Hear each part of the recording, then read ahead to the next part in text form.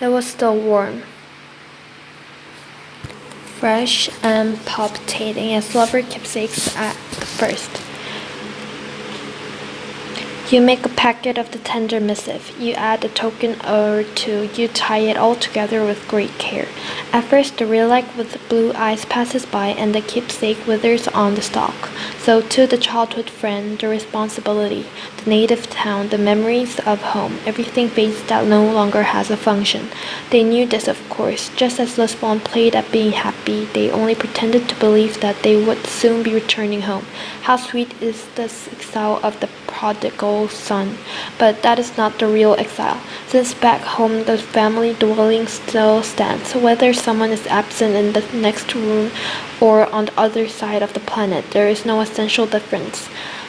The presence of a friend who is far away can sometimes feel denser than his physical presence in a room, as if the case with prayer, and never did I love home more than I has in the Sahara. Never were betrothed couples closer than the 16th century. Breton sailors used to double the horn and grow old struggling against a wall or a country wind. From the moment that set out, their return has begun, and it was their return they were preparing. Each day, they hosted the sails with massive hands. The shortest route was Breton port to the beloved house laid round Cape Horn. My immigrants, on the other hand, were like Breton sailors whose betrothed has been spirited away. No Breton girl would ever place her humble lamp in the window for them. These were not prodigal sons, or they were prodigal sons with no home to return to. This is when the real voyage begins, the voyage out of oneself. How to remake oneself, how to rebuild in oneself the dense skein of memories. The ghost ship on which I traveled was like limbo, overflowing with souls to be born, the only individuals on board who seemed real.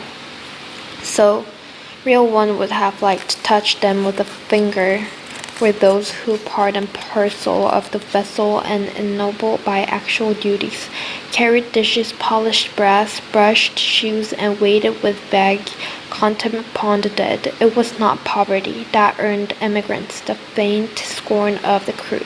It was not money that was lacking, but density. They were no longer members of this or responsibility. They acted the part, but it was no longer believable.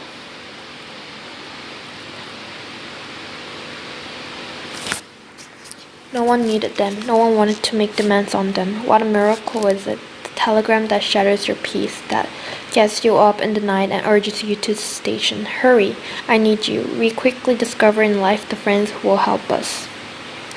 But we only slowly deserve those who demand to be helped. No one hated these ghosts of mine. No one invited them. No one pestered them, nor did anyone love them with the only love that matters. I thought to myself, the moment they get ashore, they will be whisked off to cocktail parties to welcome them, dinners to console them, but who will bang on their door demanding entry? Open up, it's me. One must nurse the child at the breast for a long time before it learns to demand. One must cultivate friends for a long time before they demand the dues of friendship.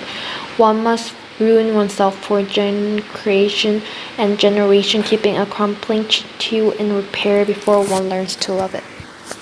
And so I said to myself, the main thing is that somewhere what one has lived through should be preserved intact, custom family reunions, a house's memories. The main thing is to live for the return.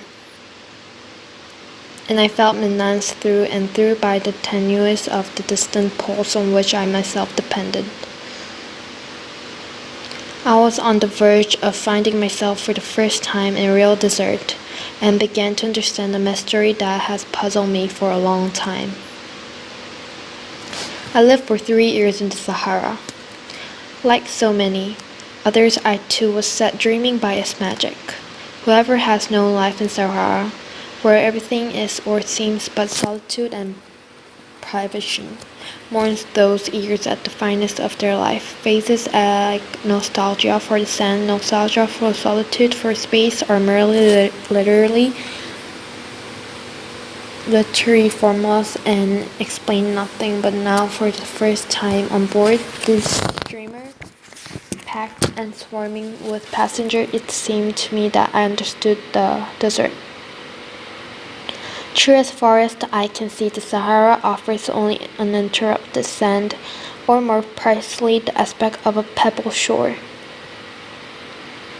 Since dunes are the exception, one is entirely immersed in the very stuff of boredom, and yet invisible divinities are weaving a network of direction, of declivities and signs as sacred and vibrant musculature. Monotony vanishes there, everything has its proper place. Even the silence is not like other silence. There is a silence of peace when the tribes are pacified and the evening coolness is restored.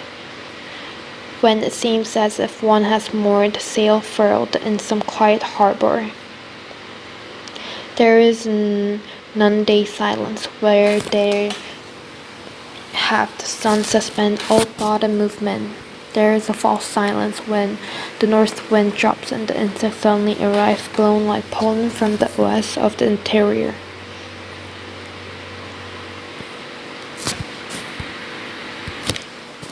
Heralding the sandstorm from the east, there is a silence of conspiracy. When one knows that some distant tribe is in ferment, there is a silence of mystery. Where the Arab starts up their incomprehensible palavers, there is tense silence. When the messenger is late returning, a piercing silence. When one holds one's breath to listen, a melancholy silence. When one remembers whom one loves, everything becomes polarized. Each star fixes a precise direction. They are all stars of Magi, each serving its own god. One star points the direction of a distant well difficult to reach, and the distance separating you from that well crushes you like some rearing battlement to be scaled. Another star points the direction of dried up well, and the very star itself seems arid, and the distance separating you from the dried up well is dead level. Yet another star guides you toward the sacred oasis, whose praise the nomads have sung to you, but which is buried by rebel tribes. And the sand separating you from this oasis seems like a fairy greensward. Another star points the direction of some white town in the south, as delectable as a fruit into which you could sink your teeth. Another star points you to the sea. Lastly, there are the almost imaginary poles which magnetize this desert from afar. A house where one lived as a child and which remains vivid in memory. A friend of whom one knows nothing except that he is alive. And so you feel yourself tense and vitalized by the force felt that by turns draw and repels, solicits and resists. You can find yourself solidly rooted, fixed and installed at the center of all these compass points.